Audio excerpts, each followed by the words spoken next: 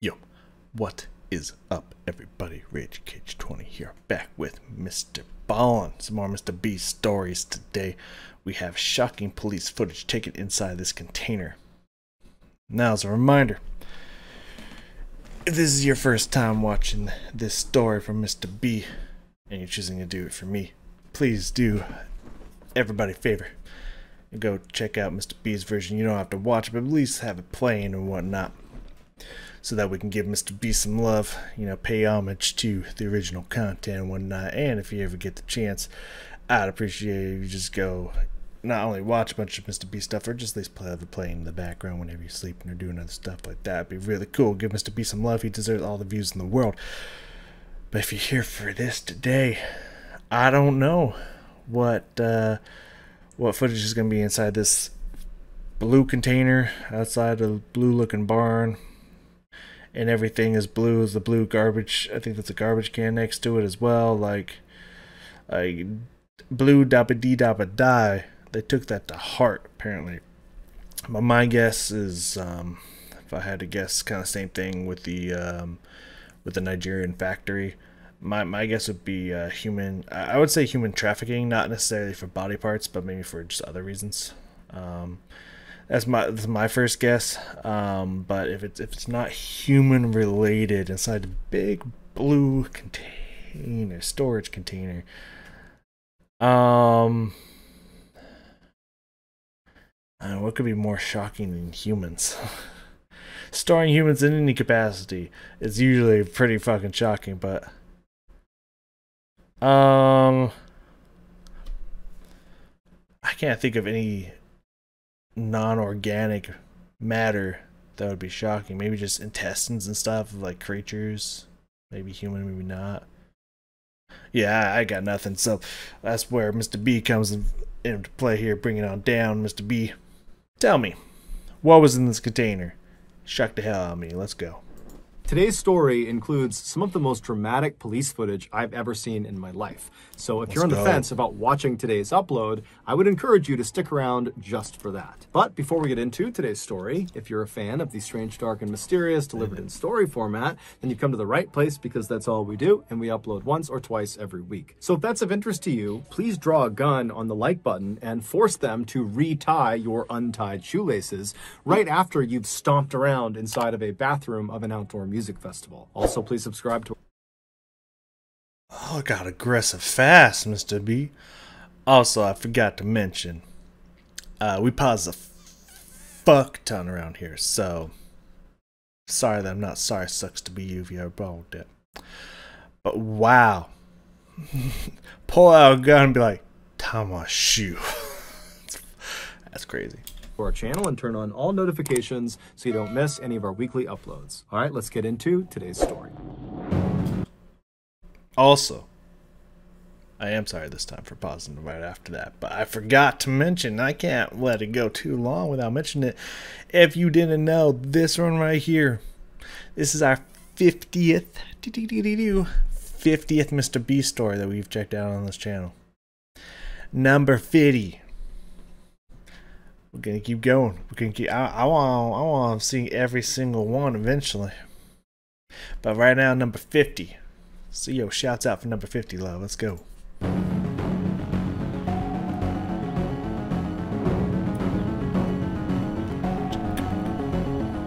Little green. They look blue to me, but okay, we'll say 29-year-old Johnny Coxey and his wife, 25-year-old Megan Coxey, were living in a...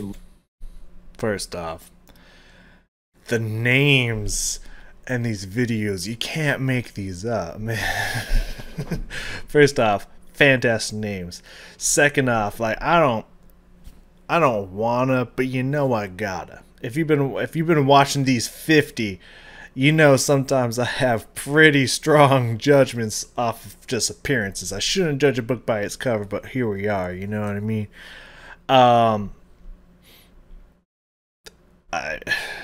We're looking at the beer smokes, dirty. Is that a Confederate flag hat? I think it is. Like, this is some white trailer trash if I've ever seen any. So this story already started off fucking spicy.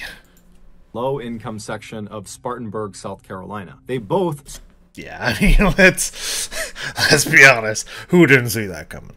struggled mightily with drug addiction to the point where it was nearly impossible to get steady work, and so they often found themselves out on the streets begging for money. Their addictions also made it nearly impossible to be a good parent to their only child. And oh my god, okay, so first off, people like this, you honestly don't really notice it when they go missing, or often really care. So if this is human-based, prime candidates here to be abducted for any kind of trafficking, whether it be sexual or body parts or anything like that.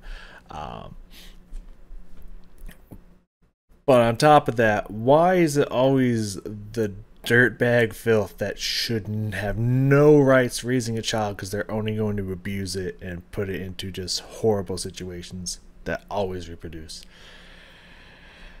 I agree with my roommate, man. We need to have some stricter reproduction laws, man. Like, seriously, like, people like this should not be able to reproduce. They should be sterilized immediately. Anyways.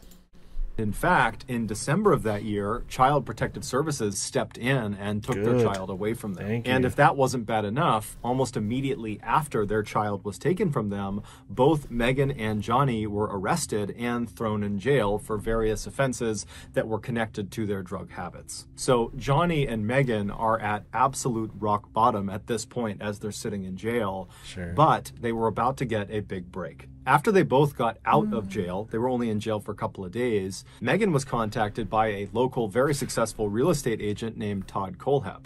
Todd was someone she had met previously when she used to be a waitress at a local diner, and Todd was reaching out to her to somewhat unbelievably offer her and her husband pretty decent paying jobs.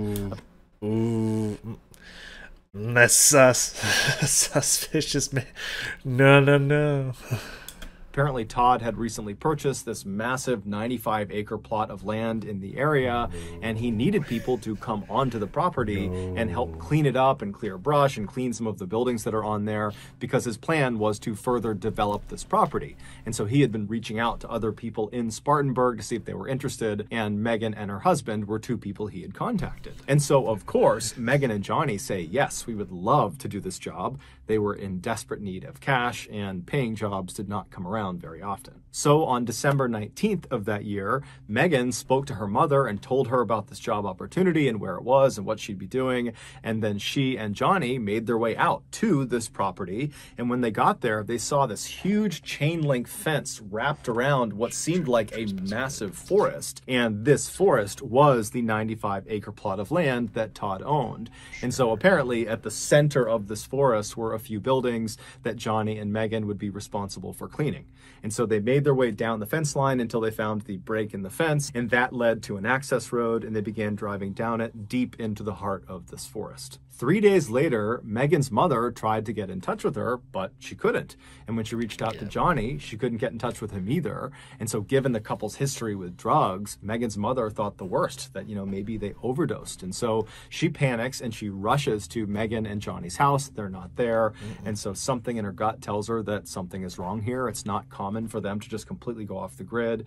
And so she called the police. The police began their investigation by speaking to Todd Kohlhepp, who was the owner of this property, because presumably he was one of the last people to see them before they went missing. But when they spoke to Todd, he said, look, I had limited interaction with them. They were on my property. They came out, they cleaned these two buildings on my property, and then I paid them and they left. And we haven't had any contact since. So, unfortunately, I don't have a clue where they would have gone next. And so at this point, the police decide their best bet is just to wait and see what happens. Although they did not tell Johnny or Megan's families this, the police force did have a running suspicion that, it was possible, if not likely, that the couple had used the money from cleaning up this property to go buy drugs, and then they went on a drug binge.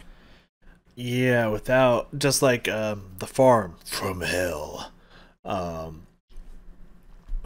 Until they got evidence. Until police has evidence, they can't really launch an investigation and search the property for them. So right now it's pretty much they don't really have much of a choice but to take this person's word that, like, hey, they were here, I paid them, they bounced. Like, they have no probable cause to search his residence at the moment. I don't know what warrants that, but like it's really easy. Again, is why these are the prime targets for cops just to be like, fucking druggies probably shot up and got stabbed somewhere out in the street somewhere. You know, they got money, they relapse into drugs. Like, super easy. So that's why no one would notice them slipping away. And they would either turn up in a couple of days alive or dead from an overdose. But a couple of days went by and the couple did not reemerge, and no one had any idea where they were. And then a couple of weeks went by, and then a couple of months went by, and it wasn't long before the case went cold. But it would not stay cold for very long. On August 31st, 2016, so roughly 8 months after the Coxies were reported missing, 2 more residents of Spartanburg went missing as well. They were 30-year-old Kayla Brown and her boyfriend, 32-year-old Charlie Carver. The pair had only been dating for about a month, but they were becoming quite serious, with Charlie already introducing Kayla to his family, a step that Charlie's father said was a very big deal for him. Unlike the Coxies, Kayla and Charlie were not struggling with drug addiction or with financial issues. They were actually pretty well off. Charlie worked full-time operating a printer at a local business, and Kayla made a living by doing odd jobs around town. According to their families, it seemed like the couple was very happy with their lives and the directions they were going. But starting on the evening of August 31st, Kayla and Charlie stopped returning text messages or answering phone calls. Charlie's father was especially close with Charlie, and so this sudden silence was immediately noticed by him, but he kind of ruled it out and thought, you know what, I'm sure there's a reasonable explanation for why he's not texting me back, and so, I'll hear from him over the next couple of days. But over the next couple of days, Charlie continued not to answer text messages or pick up phone calls, same with Kayla, and so after 48 hours of this total silence, Charlie's father finally hopped in his car and drove to his son's house to see if he was there, and he wasn't. And then he drove to Kayla's place, and she wasn't there either. And so none of it made any sense, and so he called the police and he reported them missing. The police started with absolutely no leads, and so what they did to begin their investigation was basically just to interview everybody in Charlie and Kayla's life. Friends, family, acquaintances, employers, co-workers, everyone, but no one had any idea where this couple had gone to. They had not. So we're talking about what would give cause to search this location, as if even more people had been around this residence and went missing. That would start to be probable cause for them to search it. However, no one seems to know if they found their way there or was working there or not. So it's going to be interesting. Someone's got to know something. Told anyone about some trip they were going on or something they were going to do. It just seemed like they had vanished. And so initially, this investigation really got nowhere. But 2 months after they had been reported missing, the police finally obtained a search warrant that would allow them to look at their respective cell phone records. And when they looked at Kayla's cell phone records, they were able to triangulate roughly where her last known location was, according to pings her cell phone was sending off to nearby cell phone towers. And they discovered her last known location, at least of her cell phone, was inside of the same 95-acre plot of land that the Coxies had been in before they went missing. And so immediately the police put in for a search warrant to go search this 95-acre property, and they sent a team actually out to the property, and they actually set up outside of that big fence and just waited for the search warrant to clear. And at the same time, another group of police officers went to Todd Colehep's house, which was actually in town about 20 minutes away from this property, to talk to him about why in the world Kayla's cell phone would be pinging inside of his property. And so when the police arrive at his front doorstep, Todd is obviously caught off guard by suddenly there being all these police officers. And he does understand very quickly how unbelievably suspicious it looks that now you have... Oh, does it, Todd? Oh, does it look suspicious? I mean, that is what you say when the police are kind of like, hey, you know, I realize this looks suspicious, but like, I didn't do anything with this, you know, like that is weird, and we need to figure out what's going, you know. That is what you would say, but there, you know, there's twists and turns in Mr. Beast stories. Todd might have nothing to fucking do with it. But it definitely looks suspicious, Todd. Potentially two couples that have gone onto his property right before they vanished. And so he says to them, look, I know how this looks, but I gotta tell you, I did hire Kayla, and her boyfriend did come along with her. She went onto my property. She did some work for me. She cleaned up some stuff, cleared some brush, and then I paid them, and then they left. That is the last I saw of them. That is what you say. I know how this looks, but that is what someone who is guilty would say. But then again, that is also what someone who's innocent would say. I mean, what are you supposed to say? Like, yeah, you won't find them, no. Just try to run out the back door. I don't know. I have no idea why her phone would be on my property. At the same time, the team of police officers were kind of grilling Todd at his house. The other team that was outside of the 95-acre property, they found out their search warrant had been granted. And so they flew through the gate, they got on that access road, and they began bombing into this huge forest. Just imagine the call goes through, go, go, go. I imagine they're going to find something. They're going to radio the fucking people who are at his place, and like, Paul, guy, you need to come with us right now. You know, call now, right now. And as they're driving, they pull out their maps they had printed out that showed the rough estimation of where her final location was within this property, and it looked like the last spot was inside of a clearing. And so as they're driving down this access road through all these trees, they see up ahead there is a clearing, and it looks very much like the clearing on their map where this final location is. And when they pull into the clearing, off to the left side of the road are these two green buildings. The left building... Okay. I guess I could see argue for green. It looks bluer in that photo, but okay, sure, green. You know, camouflage with the trees. Sure. Was like a shed, like something you might keep yard tools in, like lawnmowers and shovels and rakes, that kind of thing. And then right next to it, on the right, was this metal shipping container. So I know it's a lot of land, and they're getting a lot of people to come clean it up. But first suspicion right out of the gate is like, obviously, besides relocating or just destroying these plant life, shrubbery, bushes, etc. This doesn't look like it's been cleaned up like much at all. So me, that's first suspicion. Is like, you keep hiring people to come out here and still looks like shit. Bullshit. I don't believe you. And it had all these metal chains and 5 padlocks keeping it shut. Now, of course, the police are thinking, oh my goodness, is Kayla inside one of these buildings? Because this is probably where her last location was. And so right away, the police went inside of the left building, the shack, because it was easier to get into. There weren't padlocks all over it. And when they got inside, there really was nothing of note. Kayla was not in there. Charlie was not in there. There was no cell phone in there. It was just gardening tools. And so they went over to the right building, the shipping container, and they got out their metal cutting saws and their bolt cutters, and they began cutting into all of these locks and chains. And when they finally got that door open, they were absolutely astounded at what they saw inside. Oh yeah, they saw the hell out of that bitch.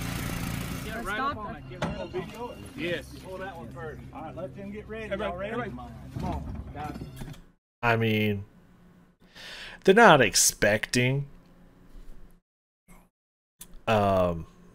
they're not, you know, not expecting a fight. They're not expecting resistance. As far as they're aware, no one is alert of them searching this place. They just rushed that bitch, and the owner of the property was not even potentially aware, or at least not aware to like a few minutes before that they were even going to search that property. So they're not expecting anything to go down. But, like, obviously, you know, like, clearing just in case something comes out, sure. But, like, at the same time, like, I feel like someone should have, like, you know, gone out, like, pointed in the direction just in case. You don't know what's going to be in there. Like, that might be where he keeps a bunch of rabid beasts that he feeds the bodies to, and you open that and they just come out at you, man. Like, you don't fucking know. So, like, I would just say, like, ready to go. Maybe someone in the background got that ready to go or something, but, like, I don't know, just saying, you know, like, they don't seem, like, ready to blast. Just jammed in here. Give me that crowbar back. Where's that? Get that big crowbar here.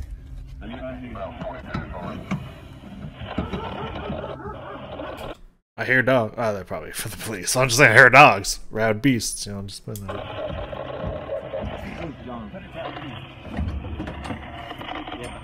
God damn, that thing is jammed. Watch out. Y'all move. Okay, so they did. It took them a little bit to get that gun out, I'm going to be completely honest with you. But they eventually did. I think a little slow reaction for the police there, which seconds could cost you. But, like, are those cages? Are those cages? I got it. Watch out. Also, oh no, is that dog food? Joey, sheriff's officer. What? Back up there, just And water. Dog food and water? cut me through, okay? What's your name? What's your name, man? Lauren. Okay. All right. Just a girl. Just a girl. How are you, honey? This is bolt cutters. This is our investigator. He's a paramedic.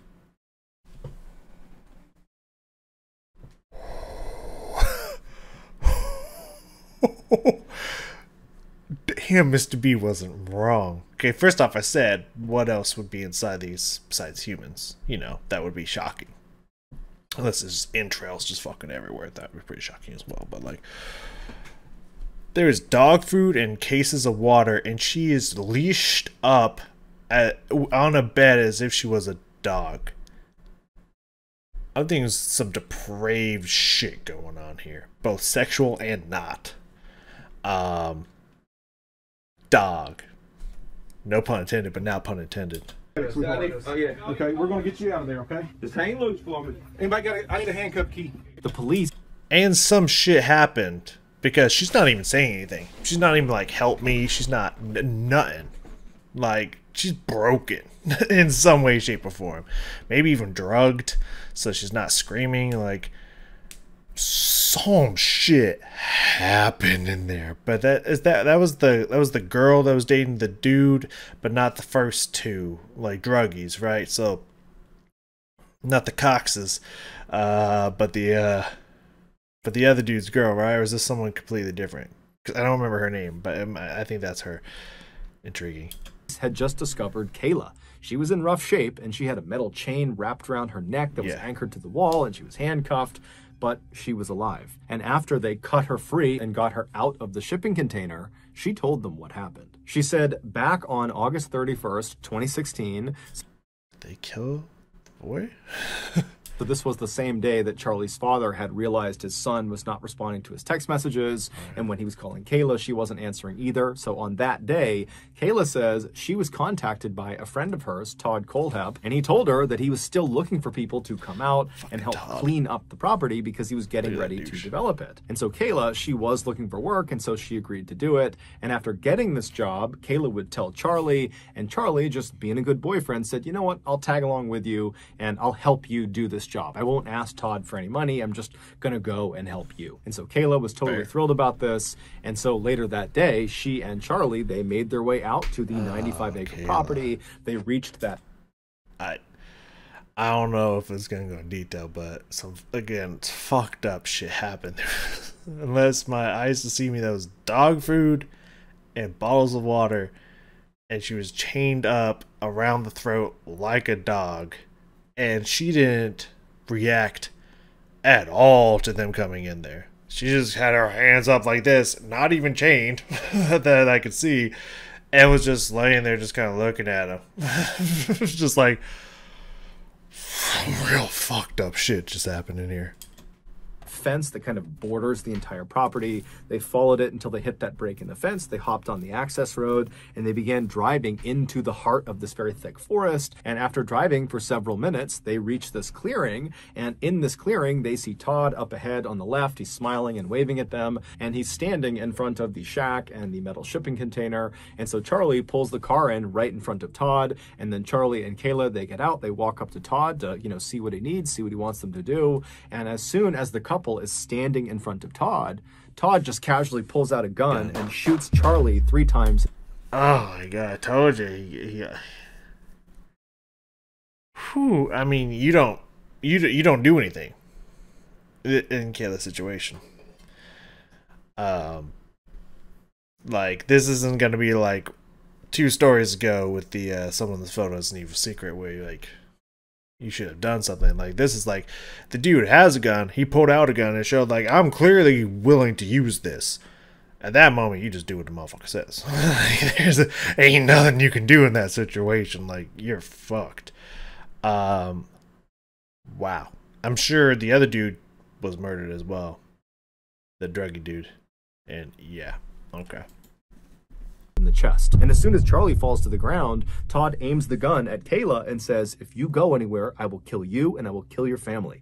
And then he put the gun away, walked over to Charlie, and he wrapped him up in a blue tarp, and then he carried his lifeless body and dumped him in the nearby bucket of a tractor. And then Todd...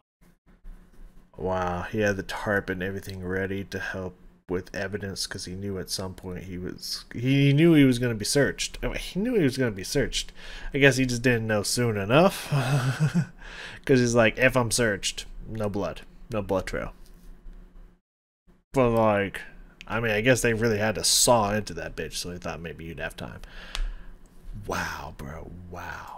Todd just walked back over to Kayla, who's witnessed this entire thing. She is so terrified she can't even move, and she's just staring at Todd. Yeah. And Todd draws his gun again at her and orders her to go into the shipping container. So he brings her inside, he locks her up, and for 65 days, she would remain his prisoner. And over the course of those 65 days, Todd would once or twice a day come down and do whatever he wanted with her. Yeah. And he told her at the outset that if she ever tried to resist him in any way and didn't do whatever he wanted with her, he would not only kill her, he would also kill her family. And so Kayla very early on decided she would not put up a fight. She just kind of accepted that this was her life, that she would be horribly mistreated, and then probably at some point he would grow tired of her and kill her, but at least she would be sparing her family.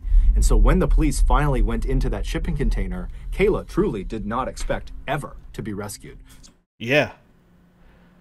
Like, I mean, there's no light in there, but I mean, he gave her books and food. I mean, there's peanut butter, water, hair clips.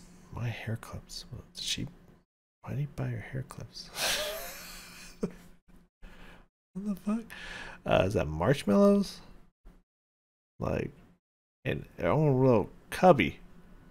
But like, there's no way you could see it in here, right? Maybe there's like, I think those little holes. Maybe that's providing some light. Wow. Yeah, it was 2 months broken, absolutely broken human being. So when you watch that video, you need to understand that was someone who believed she was 100% going to die inside of that space. And so after 100%. Kayla tells the police officers this totally horrible and traumatic story, they immediately radio over to the other team. I told you. Be like, get him right now. Take his ass in. He has a gun. He has a fucking gun. Shoot him. Just take his ass out. I shoot him just for funsies, really. I mean, but I guess try to keep him alive, seeing a confession and all that. But yeah, goddamn.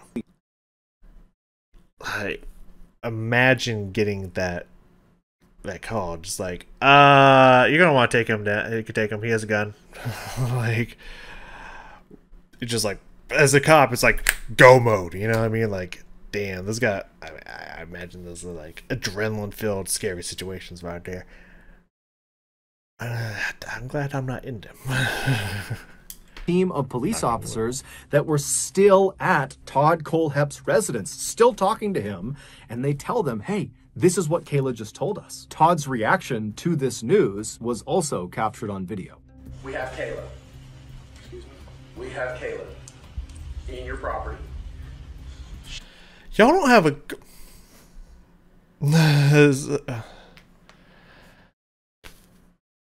world's most... True crime, world's most evil killers. Yeah, I mean, none of the junkies have been mentioned, so I'm pretty sure he was shot, Junkie Dude was shot, and Junkie Girl was in the same position until she died. Yeah.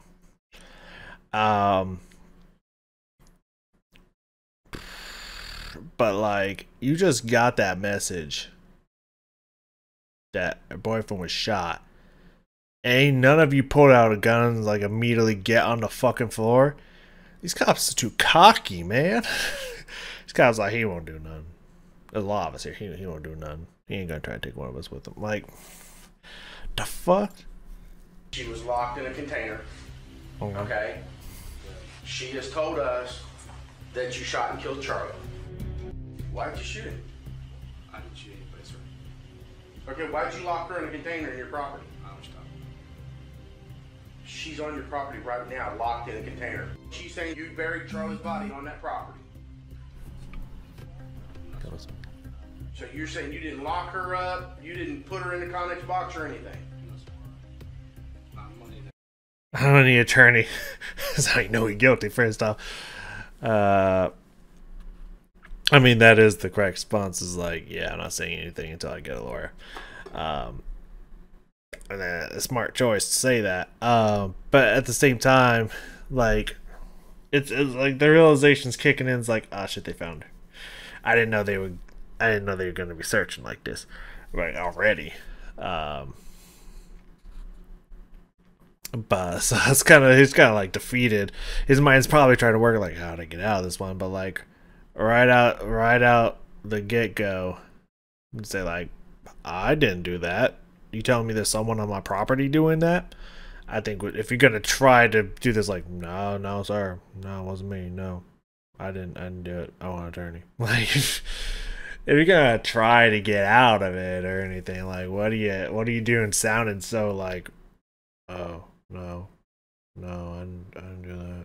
No, sir. No. Like, trash. Just pure trash across the board. Probably a good thing. Go ahead and put him in the back of your car. Even though Todd would initially deny any wrongdoing and would claim he had nothing to do with what happened to Kayla or Charlie, he would eventually confess, not only to killing Charlie and kidnapping Kayla, but also to killing Johnny and Megan Coxey. Apparently, he had done to them what he did to Kayla and Charlie. Of course. He had lured the Coxeys onto his property on the promise of work, and then when they reached those two structures, he drew a gun and he shot Johnny and killed him, and then he ordered Megan to go inside of the shipping container. Now, unlike Kayla, who would ultimately comply, and it did save her life, Megan did not. She fought back. She was totally resistant. She wouldn't do anything that he wanted her to do. And so after only 5 days of her being in captivity, he would kill her. And the way he would describe her was, oh, you know, she was acting like a wild animal, so I had to put a bullet in the back of her head. Okay, first off, that's super fucked up. But second off, like, yeah, no, that makes sense. You know, it doesn't sound like these people doing light drugs. So you got this person who's been doing drugs, like the hard shit. That's gonna be a wild person, like, especially, like, I don't. How do I describe this?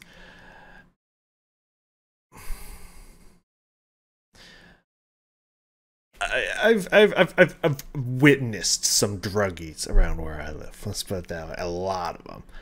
And from what I've noticed from the handful of way that men interact, is they kind of get like stupider. Like, don't get me wrong, they're also prone to violence, but they kind of get like more slurred and just go, oh, you know, they're not really full there, and they just kind of get like more duller. Women get fucking aggressive. I've heard some of them snap and stuff. Like, a junkie female you're not someone you want to fuck with. Like, they'll get vicious real fucking fast. So her being in jail for a while, not being able to drugs and whatnot, who knows if there's any relapse in between the time of the game they were working and whatnot. Like, yeah, no, she ain't gonna take no shit from anyone. Like, death probably doesn't scare her, and like, ain't no way in hell she letting you rape her. Like, not without one hell of a fucking fight. So like, yeah, I believe that. I believe that full-heartedly, and you know what? Hats off to her, not being like, yeah, do what you want. Like fuck that. If you're gonna kill me, I'm at least gonna try to take you with me. Like, you know what? Even though I don't respect the life choices, I respect going down like a motherfucking G. Absolutely. I also, that doesn't mean anything against Kayla. Kayla didn't go down hard. Like, she didn't go down, which also good. But like, you know, like, honestly, in that situation, those are your only options. Is you comply and hope for the best, or you go down swinging, which means you're probably gonna die. But there's a chance you survive. But like, yeah, what he just said, super fucked up. But yeah, you can even see it in her eyes. This is not a person who's going down quietly, man. This is someone who's going to go down viciously. And the way he would describe her was, oh, you know, she was acting like a wild animal, so I had to put a bullet in the back of her head. He didn't care at all about these people he had killed. Charlie, Johnny, and Megan's bodies would all be discovered in shallow graves right outside of that shipping container. Knowing he was potentially facing the death penalty and wanting to avoid that, Carolina. Todd told police after he had confessed to these murders that he could actually confess to even more murders, and if he did, could they take the death penalty off the table? And so the police ultimately would agree, and Todd would tell them that, damn, this dude may be stupid in some regards, and just a fucked up individual in general, but like, the attorney line, I don't think I've ever heard anyone say that. Like, good postpone call there, and they can't ask you any more questions. And two, just like, to postpone his own life, which is unfortunate. It would be really awesome if they were just like, oh yeah, sure. And then he does, and they take him out anyways. That'd be really cool if that happened. Dude's just like, hey, I know you would love to get confessions for more murders and find more bodies. So if I want it in writing, if I agree to do that, we take the death penalty off. Piece of shit human being, psychopath. But that's, he knows the system. Like, dude knows how to play the system here. He knows what the cops want, and he knows what the cops won't do. Clever. Definitely clever. But to pull something off like this, you usually have to be clever. However, he definitely, well, again, I'm not supporting any of these things. Like, doing this to another human being, even if it's just some low-life junkie.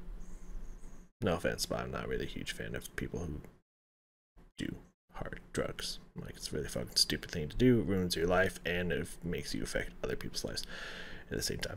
Just horrible fucking shit all across the board. But that being said,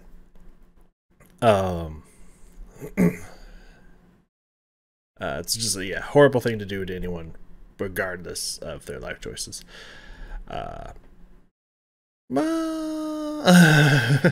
In theory, yes, but I mean, if it was like Dexter style, like, well, this other person that was put in this position has done this to 10 other people, they were just giving them a taste of their own medicine. Not really the right thing to do, but like, at the same time, like, I can't say that, like,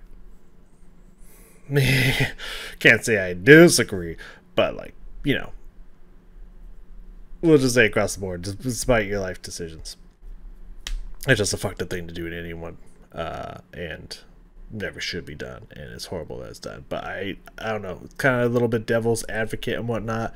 I just like to look into the mindset and the wheels turning and all that stuff of these other human beings and what have you. So it's just like looking at logic and step-by-step mistakes and smart choices, even though the choices themselves are really fucked up and no one should ever do them. There's no excuse for ever doing them, and the punishment should be severe, as that they should get them to confess to more stuff and then just execute them anyways. That's what I would do, but I think legally they probably can't. But hopefully they do anyways. But from a point of view, for a perspective of just choices, smart and dumb, obviously what he wanted to have happen didn't happen. He wanted the straight up sex slave. That's what he turned Kayla into. Just like human trafficking, like wore them down. Pretty much got a lot of times they'll drug him up. I don't think he did that. Pretty much get him submissive to the point where they're not gonna fight back. All life has kind of left them and whatnot.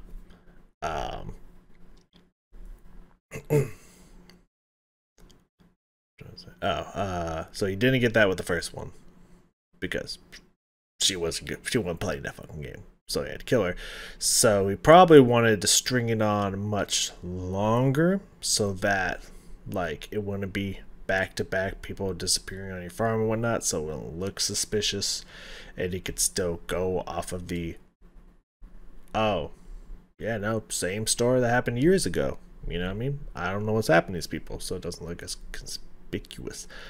But since he didn't get what he wanted for the first one, he went again, round 2.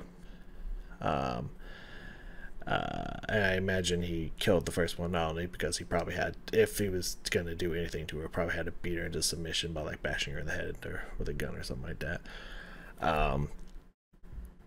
And so it's just like, you knew, like the longer that she stayed here, probably the more she's gonna start putting stuff together and trying to find a way to fight back and possibly get one over on me, overpower me, maybe and kill me or something like that. So, and probably imagine it wasn't worth the struggle, something like that. So it's like, okay, well, I want to try it again because I want to make this happen. So way too close together in just a short span of months. I think it's like 3 to 6 months, something like that. Another one went just missing on his property. That's where homie fucked up. That's 100% where homie fucked up. Besides just his life decisions in general, him being born is when he fucked up. But in this situation, he fucked up by having them way too close together. That, as I was mentioning, there's no probable cause to search his property till someone else went missing that happened to be on his property recently. And the phone ping was coming right directly in his property, which no one knew that she went to his property. That's where they're like, okay, 4 people technically went missing, and they were last seen on your property. Now we have reason to search it, and that's where he fucked up. Back in 2003, he had walked into a motorbike shop and killed 4 of their staff members. Apparently, a couple of days earlier, they had offended him in some way. He had gone in there and they had kind of made some snide remark about how he was bad at riding motorcycles. It was kind of in good fun. It was not meant to be very mean, but Todd had taken it as an absolute offense and he could not stand for it. And so literally in broad daylight, he had walked back into the store and gunned all of them down. And then once they were all down, he had walked by each of them and put an additional round into each of their heads. And so as Todd is telling the police this terrible story, he's totally nonchalant about it. He's laughing about it, and he's even bragging to police that they would be proud of him at how quickly he cleared the superbike shop, meaning how quickly he got in there and killed everyone inside. That somehow, because police officers use weapons too, they would appreciate how efficient he was. These 4 murders would be the only additional murders Todd would confess to, and they would be enough to take the death penalty off the table. But it's believed Todd had killed more people. In fact, he had blatantly admitted to Kayla when she was in captivity that his body count was in the high 2 digits. And most likely he was telling her this because he planned on killing her before she could ever escape and tell anyone. But of course, she was rescued, and so the world now knows. However, if Todd never confesses to any more murders, there's a very good chance we'll never know about them. Yeah. One of the more disturbing aspects of this case is after it became public that Todd Kohlhepp was the killer, someone discovered that an anonymous account was doing all these product reviews on Amazon, and this anonymous account was Todd Kohlhepp. And the products he was reviewing were things like knives and shovels and chainsaws, and the... Okay, excuse me, I just saw that one there. Keep in car for when you have to hide the bodies. Haven't stabbed anyone yet, but I'm keeping the dream alive. And when I do, it will be a quality tool like this. See, that's why you gotta, like, if you ever peruse and stuff and you see something like this, like, you gotta say something. It's like, it's the same thing with, like, how a lot of school shootings, I don't mean to get, I don't mean to get, like, down on her, and go into a touchy subject or anything, but, like, a lot of school shootings, like, stuff like this in some way, shape, or form will happen, and people are just like, oh, they're just joking around. No. Like, I always report it JIC, works excellent. Getting the neighbor to stand still while you chase him with it is hard enough without having an easy to use chainsaw. Jesus, dude, that's what the fuck? No one saw this coming. No one was just like, hey, like, what up with this? Someone looking into this? Amazon, you getting into this? Like, and then ain't no one noticed that shit. Reviews literally were about how he planned on using these tools to kill people, or they were how he had used these tools to kill people, or how he had disposed of bodies. And then there was also a couple of reviews of padlocks, and one of the reviews said he had 5 of them on a shipping container, and so now the shipping container was just like Hotel California. Hotel California is the famous song by the band The Eagles, and in this song, the famous line is, "You can check out anytime you like, but you can never leave." Todd was ultimately sentenced to 7 consecutive life sentences, which means he'll spend the rest of his life in prison. So that's going to do it, guys. If you got something out of today's episode and you haven't done this already, please draw a gun on the like button and force them to... I mean, after this story, it kind of makes sense why he used that one. The gun there, he was prepping you early for that, but that's... Now, the way he says it at the end, it's just kind of like, nah, that was a little bit in poor taste. But, like, hey, he's just reminding you that he prepped what was going to happen. As you pull a gun on them and make them do something, and wasn't tying your shoe. Or maybe it was at some point. That'd be a weird thing to request someone to do. But, yeah, okay. That's, yeah.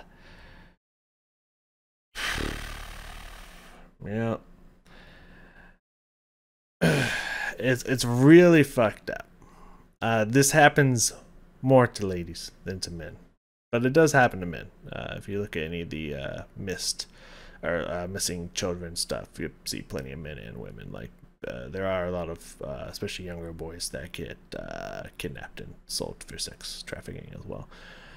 So it does happen to both sexes, but situations like this does tend to happen to more to ladies than men, and that is so wrong and unfortunate, and something that, like, it's so hard to fight against because it's so easy to take someone and then immediately, like, if you don't find them within the day, they're probably already gone, and it's so easy to get them shipped off like that. And it's really fucked up practice that like, I mean, I don't know what more can be done, but what is being done probably needs to be funded more, I would say, because it definitely needs to be stopped and whatnot. But this isn't necessarily sex trafficking, it's just a kidnapping into sex slavery. Well, into your own personal sex slave, instead of, which, yeah, that's really unfortunate that, like, I don't know, man. I don't even know how to describe this one. It's just like, it's like a gift and a curse at the same time, that women's parts, women's sexual organs and whatnot are so insanely desired. Like, it can work in your benefit a good portion of the time, but also like that makes you highly susceptible to shit like this, and that's insanely unfortunate. It sucks that you ladies have to go through that. You know, hey, I mean, not much more you can say besides, like, you know, people need to help fight against that. And I mean, I do my part. I've never sexually assaulted, raped, or done anything to, in any way, in shape or form, in that manner, to anyone. So I keep doing my part in that, and I'll continue to keep doing my part in that. But I don't know what can be done unless I go full Liam Neeson's training and learn how to keep people from being taken. I honestly don't know what I can do to help stop sex trafficking and stuff, but that would be definitely a noble, worthy thing to invest someone's time into. So maybe I'll look into what can be done. Lessons. I mean, I don't even know if there's lessons can be learned in that story. Besides, obviously, guys, don't do drugs. Like, whatever shit you're going through in life, like, drugs are only gonna make it worse. You think it's like, oh, some escapism, I can finally get away with the pain and whatnot, but that's just gonna bring 200,000,000% more pain into your life. So, like, don't. Because trust me, if you're thinking about it, or if you're just starting to try to dip your toes in there, let me tell you, I see a bunch of these motherfuckers every single day, and they don't look good. Like, literally living on the street. Their whole faces are fucked up and all scrunched together, like, literally tons of health issues mixed with safety issues of probably having to battle every single day to not die, both from the elements, their own insides that are probably all fucked up, and people stepping on your turf and whatnot. I think other fucking junkies that might just be having an episode, might pull out a gun and might start firing, you know? You never fucking know. So, like, just don't. Just, like, don't do drugs. It's, like, super easy not to. It's just don't. Though there is a situation, there's a comedian who has a really funny story on this. If you've never heard, I don't know what her name is. I've only heard one thing from her. But if you look up This Is Not Happening, I think is that whole Ari Shafer little comedy club story thing that they had going there for a long time. I don't know if it's still running with new stories or whatnot. I hope it's still going because there's a lot of funny stuff on there. But if you haven't looked at Meth P, do it. Hilarious fucking story. But that was a situation where someone, like, spiked someone's drink with meth, and then they were addicted, and it took them years to be able to get out. So it can happen. Just, I mean, I don't know, my rule of thumb, even back when I was in high school and I was in drama club, I mean, I've told you before, I'm a very paranoid individual. I would never put my drink down, and I would only, first off, I would drink soda and stuff, so that made it easier. But, like, I would bring my drink with me everywhere and only drink something that you mix yourself. That's a good rule. Never take your eye off of it. Because my fear was that, I mean, I don't think there was really any much alcohol, because, like, the drama club was that crazy party. Not in my school, at least. But I figured that, because everyone who knows me in my life knows that I'm very straight edge. I don't, besides, like, headache, like pain medicine for my headaches that I get occasionally. Besides that, and caffeine, I ingest or do no drug any way, shape, or form. No alcohol, no weed, no cigarettes, no nothing. Definitely nothing higher as well. Like, the only way I could be more straight edge is if I didn't take pain meds. Literally the only way. Or allergy medication. So, like, I always imagine that some people might be like, haha, let's slip some like alcohol or some like to sip a shot in his drink or something without him noticing or something like that. So like I was paranoid that I was like someone's gonna try to get me fucked up just because like that would be funny, see the straight edge guy fucked up and whatnot. So like never took that risk. So you know, just be vigilant, as Professor Alistair Moody said. Eternal vigilance, always. Anyways, so yeah, don't let someone spike you by always being on top of it, and just don't do drugs. Like there's literally no winning outcome from doing hard drugs. If you really want to take the edge off, I guess do weed. I recommend edibles over smoking because smoking anything is horrible for your lungs. Please don't do that to your body. But I also don't really recommend using weed. But if you need something to make the pain go away of life, I would rather you chew an edible than drink alcohol or smoke cigarettes or shoot up heroin and shit. You know, like, I'd much rather that. So like, if you really need something to take that off, weed. But like, don't do drugs. You could also, you know, listen to music to chill, go on nice walks, exercise. Exercise is a great way to get stress off. There's a lot of things that don't involve drugs that you could also do to de-stress yourself from the hardships of life. It's also escapism through video games and movies and TV and stuff like that. That's also a really good thing that you can do. There's ways to find escapism without damaging your body and ingesting chemical drugs. But you know, that's just the teacher in me talking. Don't fucking do drugs. How about that? Crazy. I know. But that's a huge lesson we can learn. Kind of harped on it way more than I probably should have. But anyways, I mean, what lesson is there? Like, you saw two different sides. One that's like, fuck this, I'm not gonna let you rape me. I'm gonna literally either keep fighting you until I get to kill you, or until you kill me. You will not rape me without a fight. So that side, and the other person is like, this person clearly just gunned down my boy right next to me.